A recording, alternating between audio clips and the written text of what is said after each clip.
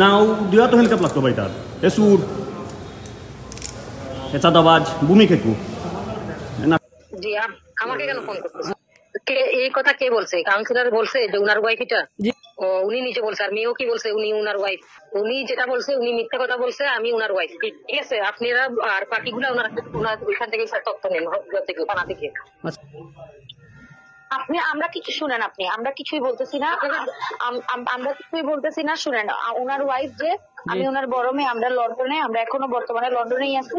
আর উনি কি বলছেন না বলছে এগুলো আপনি থানার থেকে যায় প্লিজ আপনি খবর নেন, বুঝতে পারছেন? আচ্ছা আপু, আমরা থানায় ছিলাম।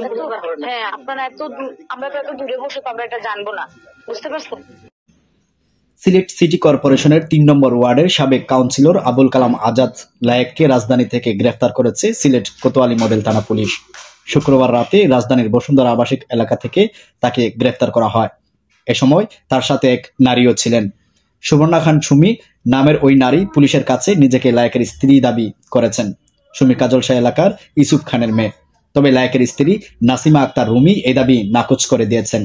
সাবেক কাউন্সিলর লায়েকের বিরুদ্ধে সিলেটের বিভিন্ন থানায় 13টি মামলা রয়েছে বলে জানিয়েছে পুলিশ।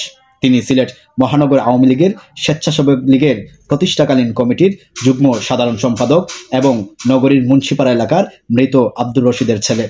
পুলিশ সূত্রে জানা যায়, বৈষম্য বিরোধী ছাত্র আন্দোলনে চলাকালে শিক্ষার্থীদের উপর হামলা, নাশকতা সহ বিভিন্ন অভিযোগে সিলেটের কোতোয়ালি মডেল থানা সহ বিভিন্ন থানায় সাবেক কাউন্সিলর আবুল কালাম আজাদ লায়েকের বিরুদ্ধে 13টি মামলা রয়েছে।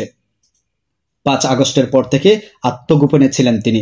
গোপন সংবাদের ভিত্তিতে শুক্রবার রাতে রাজধানীর বসুন্ধরা আবাসিক এলাকা থেকে লায়েককে গ্রেফতার করা হয়।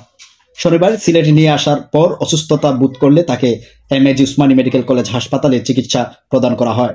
চিকিৎসা শেষে বর্তমানে তাকে কোতোয়ালি মডেল থানায় রাখা হয়েছে। রোববার তাকে আদালতে সোপর্দ করা হবে।